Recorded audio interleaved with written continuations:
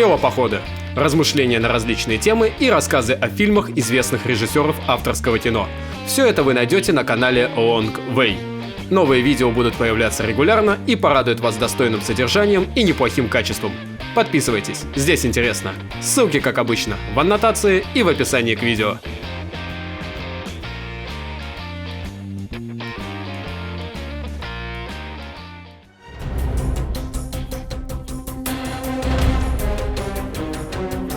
Путешествие по коллайдеру вглубь времен.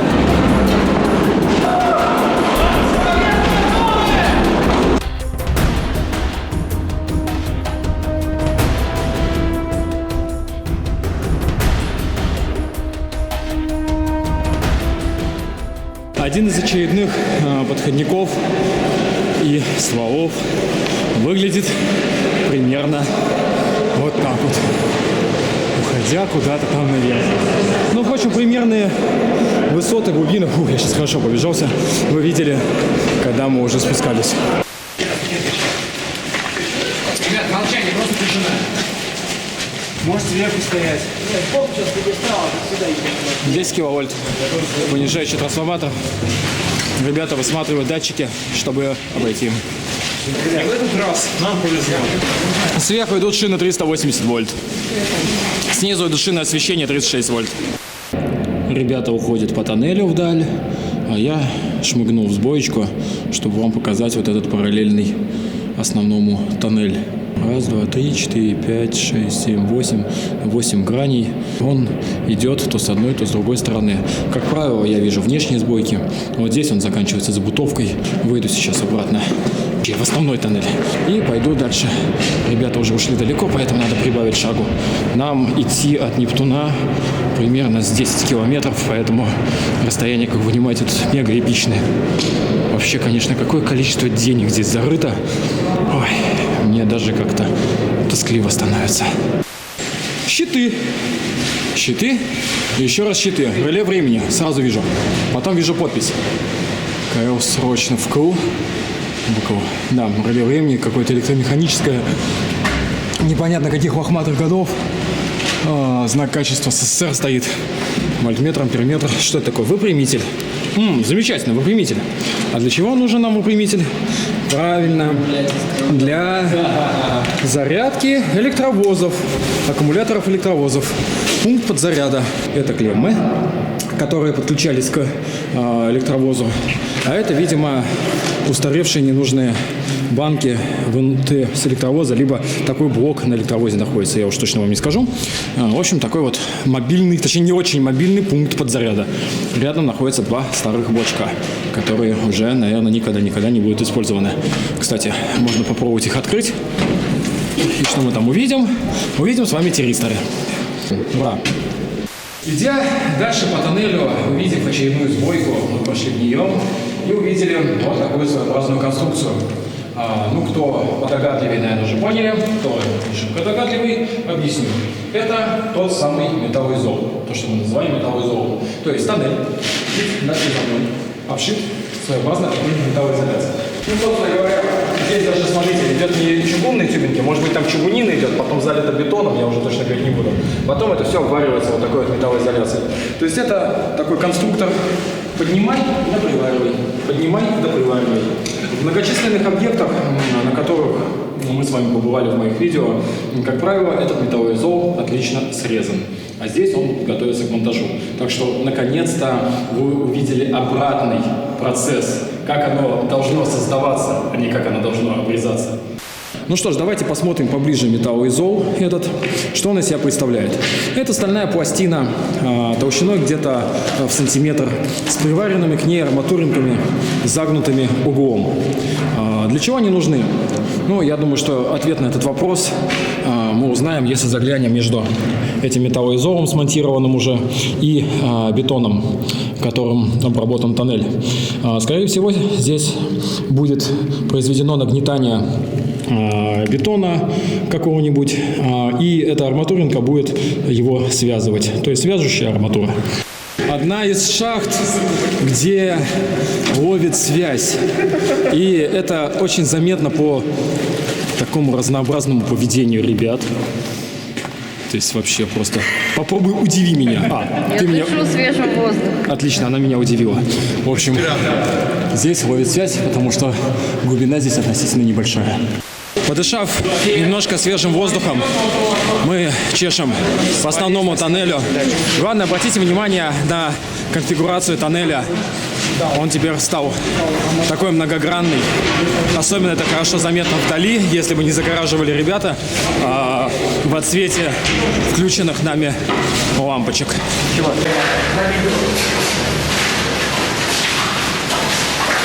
Километр за километром мы шли по тоннелю и пришли к следующему прямолинейному участку тоннеля УНК под названием СПП-2. Очередное увеличение сечения тоннеля.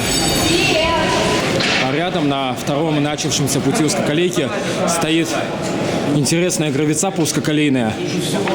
Я затрудняюсь немножко сказать ее название. Гидравлика мощная, трехшарошечная долото. Скважина будет.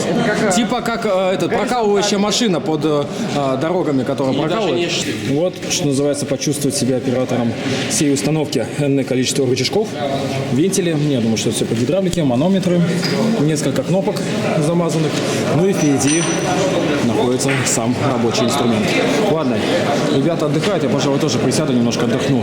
Блин, ну пипец нас, конечно, количество дикое. Пользуясь случаем, хочу передать привет жене, бабушке и любовнице. Ягуар. Блин, моя тень не в тему упала. Ну это просто жесть. А знаете, после чего сейчас все слезают с этого изумительного аппарата? Покажи. А после вот этих замечательных фотографий, после которых оценивается вся мощь нашей толпы, которая побывала в этом коллайдере.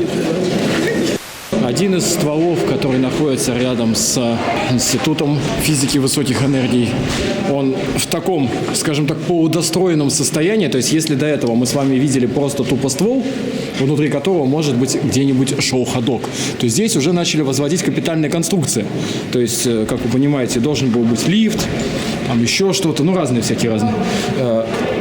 вещи, типа той же лестницы, например. Вот, пожалуйста, лестница.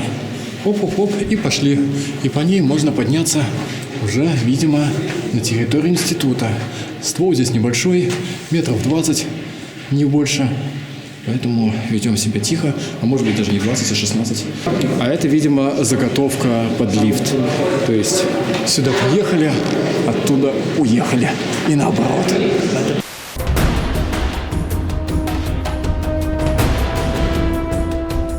Мы теперь с ребятами идем проверить на возможность выбраться отсюда.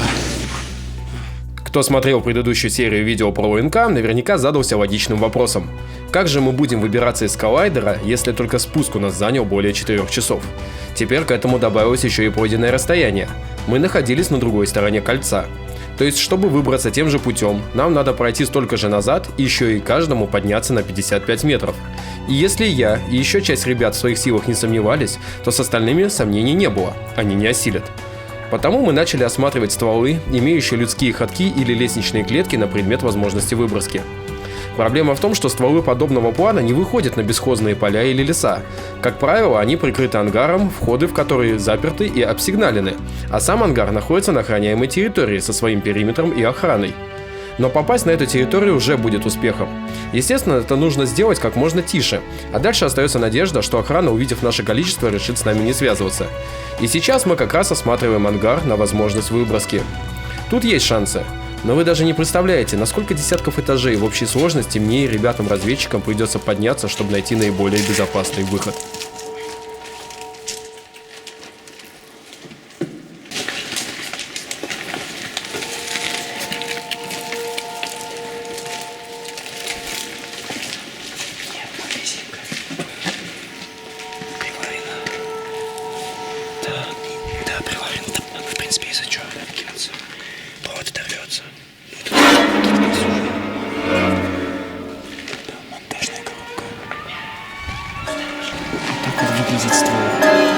Обделка. Здесь заварено. Здесь типа шахта лифта должна выходить. Вот такая вот кабинка. Вот такие вот дела.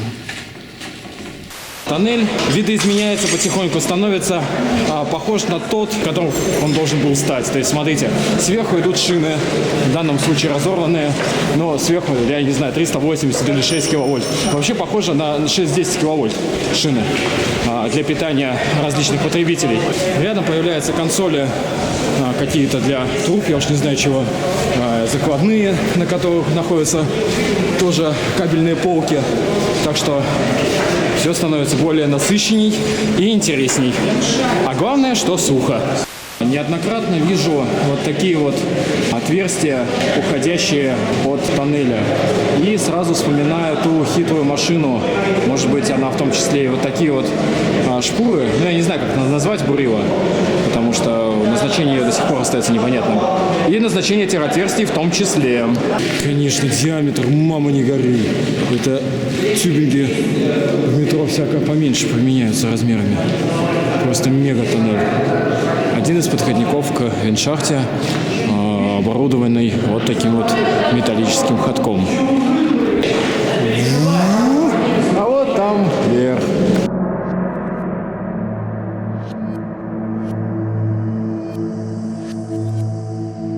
Я поднялся по этому стволу на разведку и уперся в закрытый, либо заржавевший намертво люк. Он вообще не двигается, облом. И вот мы подошли к СПП-1. В этом прямолинейном участке протоны, пролетевшие по каналу инжекции от ускорителя У-70, вводились в кольцо УНК. Также отсюда отходит тоннель длиной 313 метров, по которому мы сейчас и пойдем. Мы тут пролезли через решеточку и идем по такому уже, наверное, привычному тоннелю вам, ну, относительно привычному, тем не менее, такому несколько гранному, чтобы посмотреть на один эпик. Сейчас вы его увидите. А вот и сам эпик. Тоннель диаметром примерно 10 метров, длиной, ну, не знаю, блок, наверное, метров 30-40 максимум. И вдали виднеется уходящий дальше такой же тоннель, по которому мы пришли. И, собственно говоря, вы можете видеть по нему, насколько это все мощно смотрится. Я сейчас попрошу Сержа поснимать отсюда, а я спущусь вниз, и вы поймете, какой я маленький вообще по сравнению с ним.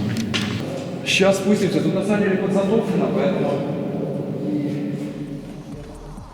На тот момент, когда я попал в ВНК, я еще не был оснащен петличкой, и поэтому, что я там говорю, разобрать практически невозможно. Так что закадровый голос — наше все. Итак, я нахожусь в недостроенном сооружении 1002. В этой подземной камере длиной 30 и диаметром 9 метров должен был располагаться комплекс поглотителя. Пучок, на разгон которого должны были затрачиваться мегаватты электроэнергии, имеет весьма недурственную кинетическую энергию, и просто так его остановить в случае нештатной ситуации не выйдет. А это грозит различными осложнениями, вплоть до физического разрушения отдельных элементов ускорителя. Для недопущения этого была разработана система аварийного сброса пучка. Пучок выводится из кольца УНК, и его энергия гасится специальным поглотителем. Этот самый поглотитель и должен был находиться здесь. Грубо говоря, поглотитель — это керн, выполненный из графита и оснащенный системой охлаждения. Длина его 6 метров, диаметр 55 сантиметров. Система охлаждения необходима из-за того, что при сбросе пучка поглотитель по расчетам разогрелся бы до 850 градусов. Поглотитель должен был опускаться в шахту, которая еще не построена, и находилась бы она как раз перед оператором, снимающим меня. Так как пучок протонов, попадая в графит, вызывает его активацию, точно так же, как на АЭС с реакторами РБМК, то для защиты от радиационного фактора пространство вокруг поглотителя заполняется тяжелым бетоном. Шахта для погрузки и выгрузки поглотителя закрывается съемной защитой, выполненной также из тяжелого бетона. Также сбоку от этой камеры должен был проходить тоннель, по которому пучок бы доворачивался в сторону Байкальской нейтринной лаборатории, о чем я уже рассказывал в первой части ролика об УНК. МША, он тут. Да, я здесь.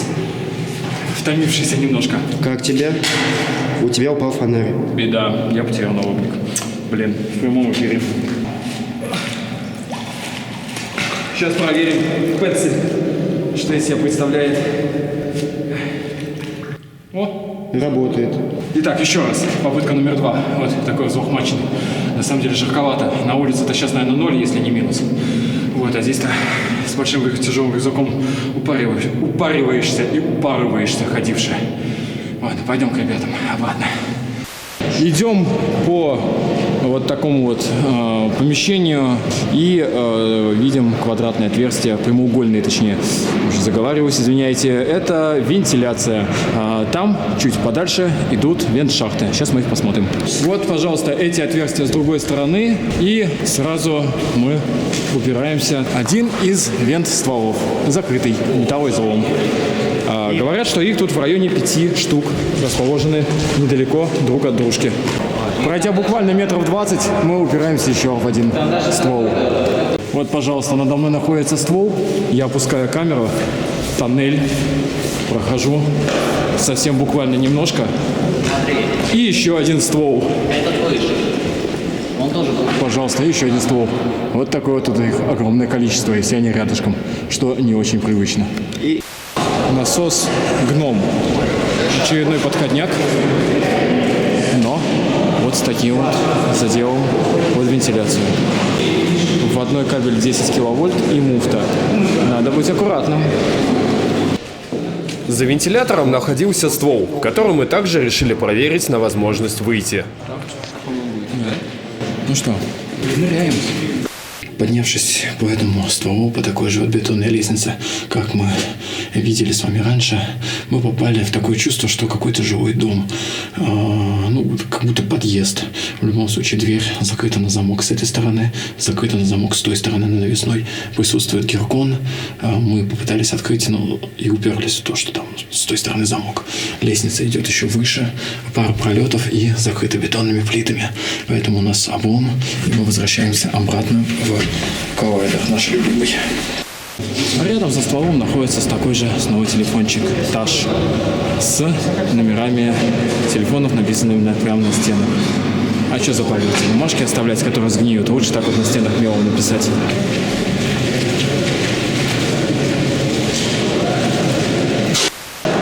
Как-то интересно изменяется сечение тоннеля. То есть он как будто не...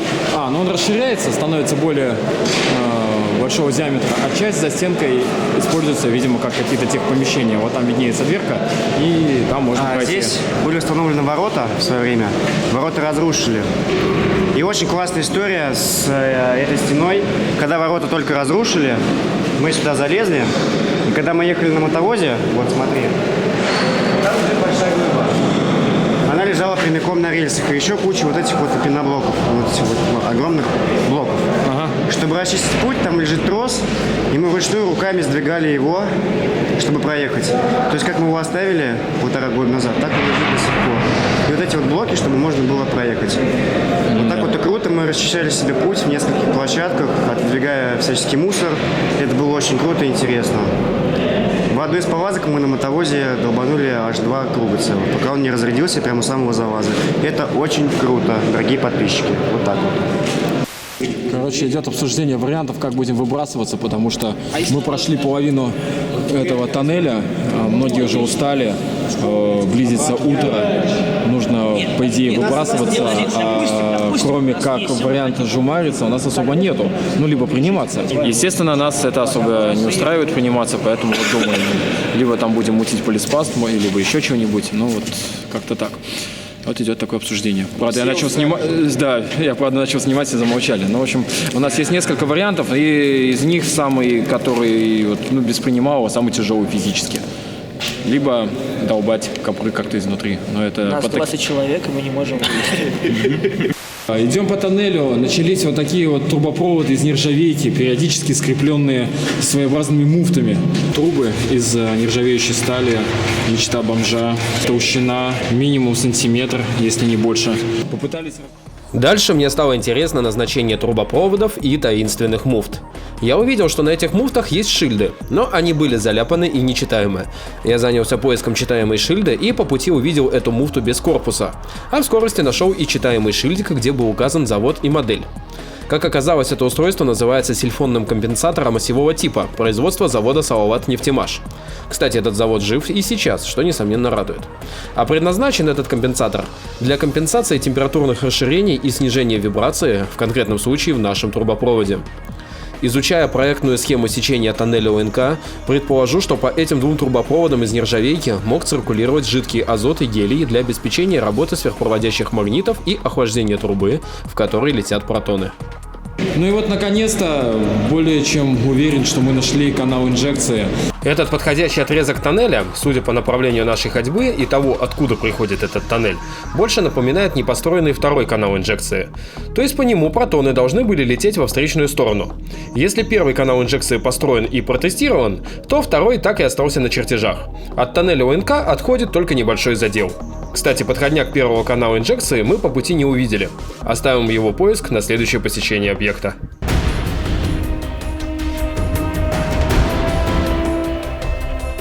Мы делаем, хотел бы я сказать, последний рывок, на самом деле далеко не последний. Мы Надо было толпой выломиться туда вот. Мы хотим... Все рабы прорываться на выход. Женя вообще за вариант толпой выйти и просто типа толпе ничего не сделает. Нас ее стали уже хотят, типа, я хочу толпой. На самом деле надо все делать по уму, понимаете, ребят?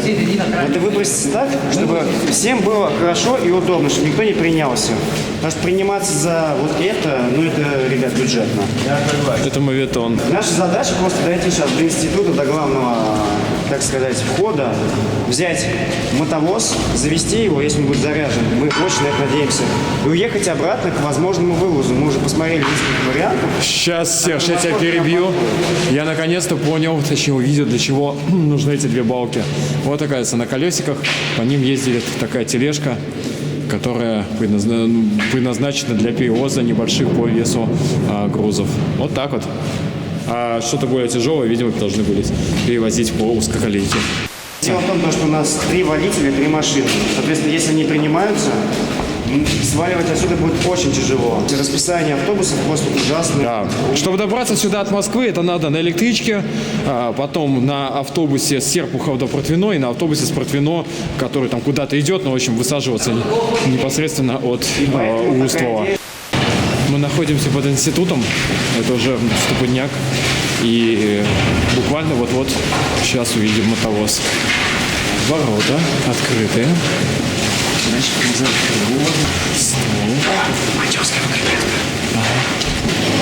Вагонеточка. Можно отдыхать. Кстати, что интересно, я нахожусь сейчас в стволе, который ведет в институт. Здесь смонтирован лифт грузовой. Испытание 20 октября 2000 года. Кнопки 1, 2, 3. Занято. Стоп. Ну вот так вот. Интересно, откуда товарищи приедут? С лифта или не с лифта? Оп. Смотрите. Ты не был в УНК, если не потусил в Нептуне и не покатался на электровозе. Мы дошли до места, где монтеры их заряжают, и сейчас попробуем катнуть. Благо, узкоколейка идет по всему кольцу. Пока ребята возятся с мотовозом, я вам покажу магниты. Наконец-то мы дошли до места, где был начат монтаж оборудования. Совсем мизер его смонтировали, но кое-что вы сейчас видите. Это дипольный магнит. Предназначен он для задания требуемой траектории движения пучка протонов. То есть он поворачивает пучок туда, куда нужно. О, сейчас поедем, будет круто. Вот это было дошло. Оторвал? Нет, его просто отвернул все.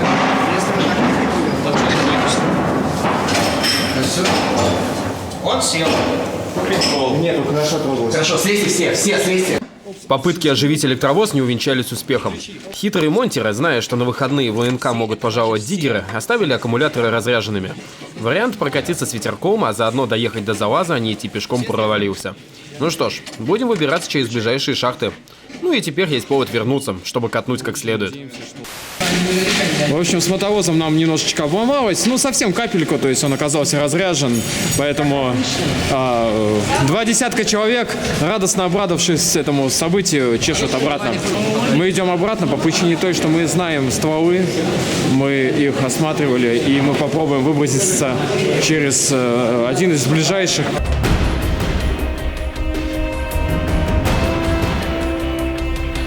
Некоторые стволы находятся вообще в таком дюже печальном состоянии, как, например, вот этот, с которого капает, у которого деревянные обшивка вся уже сгнила, отваливается, и вот так вот все это дело норовит в любой момент прилететь на голову незадачливому диггеру. Мы с парнями хотели посмотреть, насколько реально здесь вылезти, но поняли, что вообще не вариант, потому что даже если по тюбингам полезем, оно как прилетит сверху деревяшкой, и все, слишком рискованно, поэтому идем дальше обратно. Ну, в общем, сейчас без 26 утра, через 20 минут начнется объезд стволов. У нас небольшая толпа думает, что надо проламываться и выбрасываться. Настроение несколько минорное, я бы сказал. Видимо, народ немножечко устал. Мне так кажется. 12 часов мы тут уже шляемся по этому коллектору. Ну, как сказать, шляемся? Спускаемся и шляемся. Спуск сколько времени занял. Сейчас чуть дух переведем и пойдем в шахту.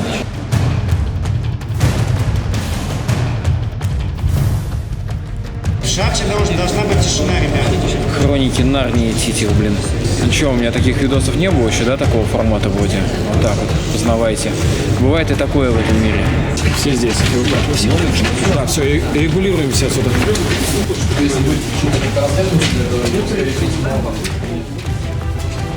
Разведка очередной шахты на возможность выброски принесла положительные результаты. Это воодушевило нашу подуставшую компанию. Мы начали подъем наверх.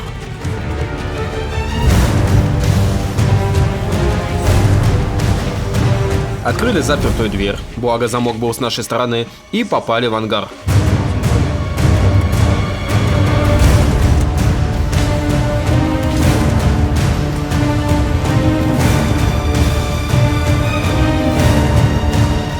Оставалось открыть ворота и попасть на улицу. Правда, территория охраняется и обнесена забором, но это было уже не важно. Все хотели выбраться наружу.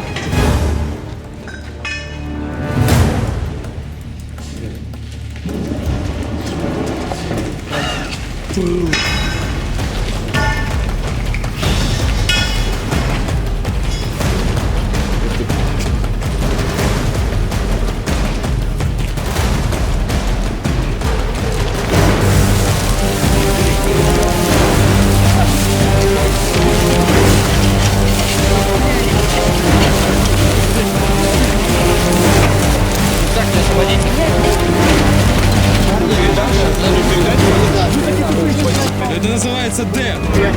Д, деликатность. Да. Деликатность. Там как капканы какие-то были, всякие железячки. Сейчас. Я как Все на лючке запутались. Да. А я как полное дно упал в эту яму и поднимался секунд 20. Где вы вообще? Это действительно было круто. Но в принципе, приключение самое основное это закончено. Нам осталось всего-навсего доколдыбачить до машин, которые стоят там. Где-то. Где-то вообще. Да. 7 километров где-то отсюда. Да, вот ребята поехали, те, кто должен охранять коллайдер от нас. То есть, ребята, у вас сегодня на объекте было всего 18 человек, 19 человек. 20, извините, я ошибся, 20. До свидания, ладно. Может быть, надо было застопить этот пазик. Тоннельный отряд номер 40, видимо, занимался строительством этого тоннеля для коллайдера. Сейчас его охраняет вот такой вот очень громкий пес. Мы шли уже несколько километров в сторону тачек. Честно скажу, немножко подзадолбавшиеся, и пришла помощь, откуда не ждали, в лице автобуса, который остановился и нас подобрал. И теперь мы вот... Часть ребят приехала из Протвино, а часть нас, шедшие пешком, едем к нашим машинам. Ура, праздник! Ну все, да, прощаемся с ребятами. Фишка в том, что мы приехали, чтобы забрать веревку, а я на месте не оказалась. Вот такие вот дела. Ну все, мы срываемся с места, уезжаем. Вот такой вот он поход, такой вот он гей-парад. 20 человек в коллайдере.